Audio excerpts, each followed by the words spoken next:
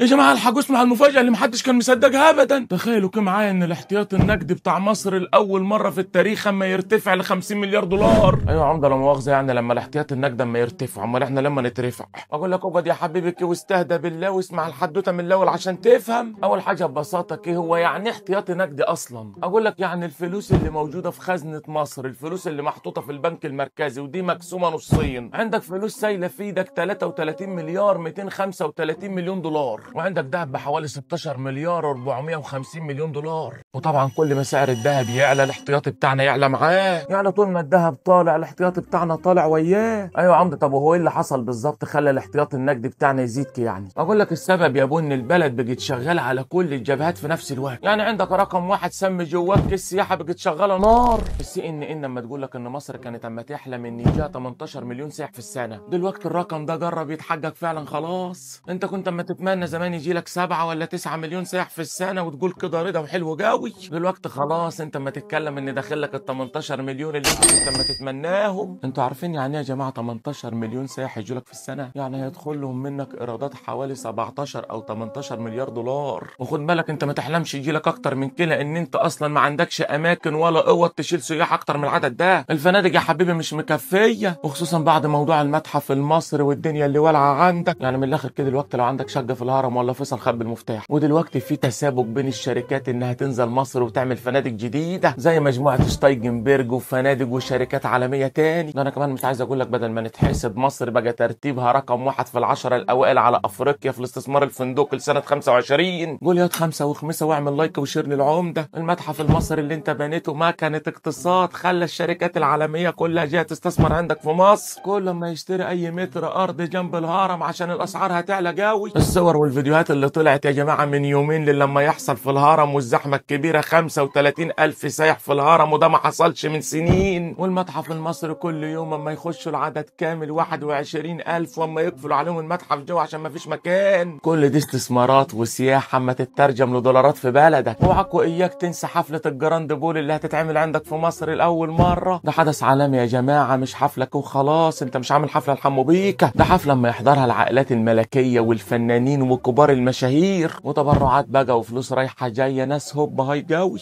فبالنسبه للسياحه انت شغال زي الفل ودايس بنزين على الاخر دلوقتي. تاني حاجه بقى وهي اكبر مصدر لرفع الاحتياط النقدي بتاعك، هي تحويلات المصريين اللي في الخارج، اخواتك اللي متغربين يا حبيبي. بسم الله ما شاء الله، خمسه وخمسه نمسك الخشب، الجماعه بره ربنا فتحها عليهم. وخلاص دلوقتي الدوله قضت على السوق السوداء، فكل التحويلات جايه رسمي عن طريق البنوك بتاعتنا. يعني السنه اللي فاتت في اول 8 شهور كانت تحويلات المصريين في الخارج وصلت 18 مليار دولار. السنه دي بقى في اول 8 شهور واصلين 26 مليار دولار، يعني زياده عن السنه اللي فاتت 8 مليار دولار، وده رقم قياسي. وده نتيجه لان العنصر البشري المصريين اللي انت بقيت تصدرهم للخارج اختلفوا. مصر ما بقتش تصدر لبره كده عمالك وخلاص، لا ده احنا بنبعت ناس عندها كفاءه وعندها خبره ومتعلمين على اعلى مستوى. فطبعا دول ما بيقبضوش قبض ضعيف، دول اما يقبضوا فلوس كتيره وحلوه بالدولار، واما يبعتوا جزء كبير منها مصر، يعني فلوس حلال جايه لك من ولادك اللي بره. انت مش بس اما تستثمر في بلدك وفي ارضك، انت اما تستثمر في ولادك اللي لما تبعتهم للخارج. ثالث حاجه بقى اما ترفع الاحتياط النقدي المصري هي الصادرات المصريه. يا عم ده انت هتشتغلنا، هو احنا ما نصدر حاجه ولا ما ننتج حاجه؟ اقول لك لا يا حبيبي، ده كان زمان. ده مصر السنه دي صادراتها بعيد عن البترول، يعني بعيد خالص عن المواد البتروليه. ارتفعت الصادرات بتاعتنا 21%، وصلنا ل 36 مليار دولار و600 مليون في اول 9 شهور السنه دي. يعني عندنا مصانع جديده شغاله والانتاج بتاعنا بيزيدوا زي الفل، لان بسم الله ما شاء الله الصناعه عندك بقت شغاله والدنيا فيها حلوه وتمام، لان بسم الله ما شاء الله الصناعه عندك بدات تمشي.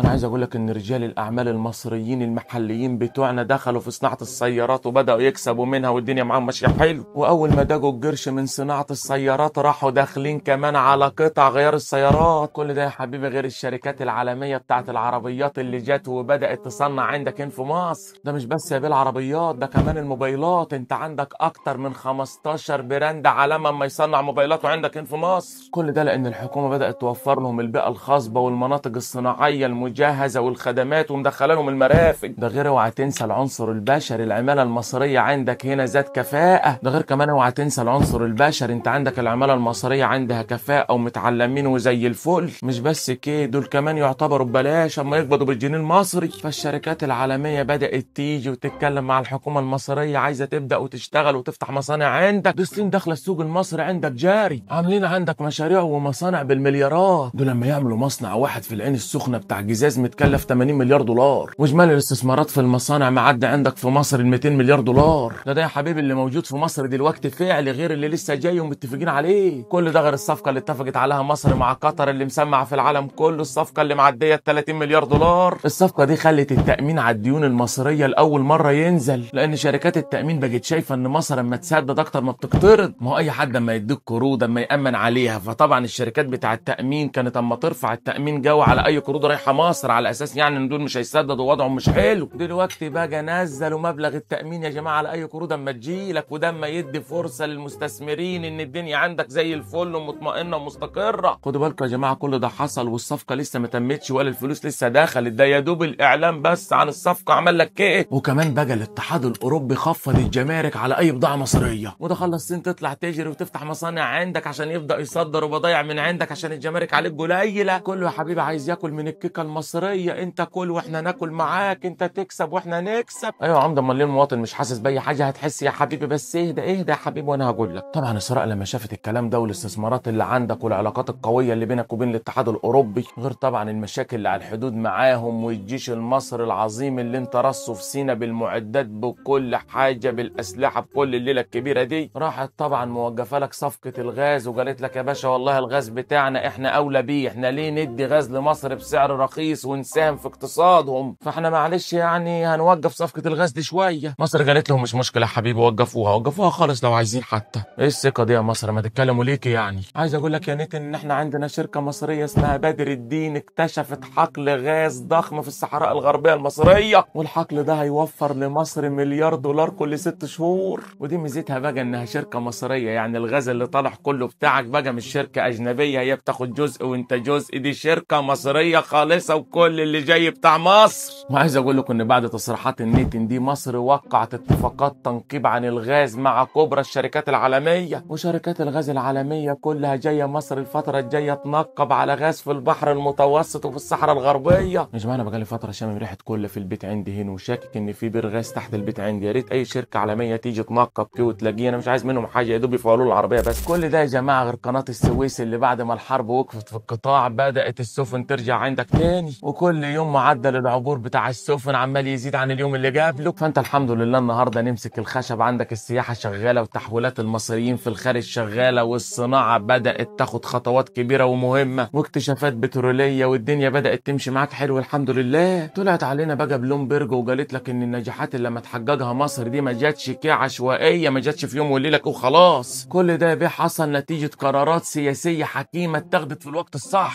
انت حاولوا يجروك في كل الحروب بره حدودك وعلى حدودك ما تجرتش. حرب روسيا واوكرانيا ما رضتش تبيع اسلحة لا للطرف ده ولا للطرف ده. الدنيا كانت اما تولع جنبك على القطاع هديت الدنيا بحكمة ووديت قواتك وجنودك ومليت سينا بالاسلحة والمعدات والقوات. كل ده من غير ما تلغي اتفاقية كامب ديفيد، انت عمال تكيدهم وانت قدام المجتمع الدولي راجل محترم وملتزم باتفاقياتك. اما يحاولوا يجروك في حرب على حدودك الجنوبية في السودان شغال من غير ما تدخل بشكل مباشر، كل شغلك بالطيران المجهول، وده مجهول يا جماعة احنا مالناش دعوة بيه. حاولوا يجروك في ليبيا نفس الكلام، انت يا باشا شغال من بره. اما يحاولوا يجروك في اثيوبيا انت شغال عن طريق الدول اللي حواليها وعمال تحاوطهم من كل حتة وسايبهم جوه ما ينقسموا على بعض وما يتخانقوا في بعض كلهم. فانت يا باشا شغال بهدوء وبحكمة في كل الملفات. فده بيخلي المستثمرين تجري وتتسابق عشان تيجي تستثمر عندك، وخلى الاتحاد الاوروبي يقلل الجمارك على البضائع، ومخلي الصين تجري تعمل مصانع في كل مكان عندك، وكل ده ما يزود صادرات مصر وما يقلل وارداتها. ده انت الاول مرة يا بيه في تاريخك اما يجيلك تدفقات دولارية بعيد عن القروض، فاحنا اقتصادنا عمال يتصلح سنة بسنة. ايوه يا عمده، لما كل الدولارات دي جايه لمصر زي ما تقول امال ليه الدولار سعره مش اما ينزل يعني؟ اقولها لك ببساطه كده يا بيه، ان الحكومه لو سمحت ان سعر الدولار عندك يقل، كل الاستثمارات الاجنبيه والسياحه والحاجات اللي عماله تدخل عندك دي هتهج وتسيبك. المستثمر عامل حسابه انه هينتج ويصنع البضاعه عندك ويصدرها على اساس ان سعر الدولار 47. تخيل بقى لو صحي من النوم لقى الدولار ابو 47 اللي لما يصدر بيه بره فجاه بيجيب 30 ولا ب 40، هيعمل ايه؟ هيلطم يا بيه ويهيل طين على دماغه ويسيبك ويطلع يجري بره البلد. فالحكومه ما تعمل ايه بقى عشان سعر الدولار ما يقلش وفي نفس الوقت تستفيد من كل التدفقات الدولاريه اللي جايه لمصر مصر دي الحكومه ما تنزل بنفسها تشتري الدولار وتاخده وتروح موديه البنك المركزي وتحطه في الاحتياط النقدي بتاع البلد. عشان كده بيه الاحتياط النقدي بتاعك زاد ووصل ل 50 مليار دولار لاول مره في تاريخ مصر. وكل ما الاحتياط النقدي يزيد التضخم في البلد يقل، وهو ده فعلا لما يحصل. احنا يا جماعه تعبنا واستحملنا كتير، وباذن الله يا جماعه اللي جاي احسن. احنا اما نبني عشان مستقبل البلد دي ومستقبل عيالنا. ربنا يا جدعان يسند البلد دي ويقويها وتفضل دايما شوكه في زور كل من يعاديها. يلا على كل لما يكرهنا وكل اللي مش طايقنا وشيروا لهم وابعتوا لهم.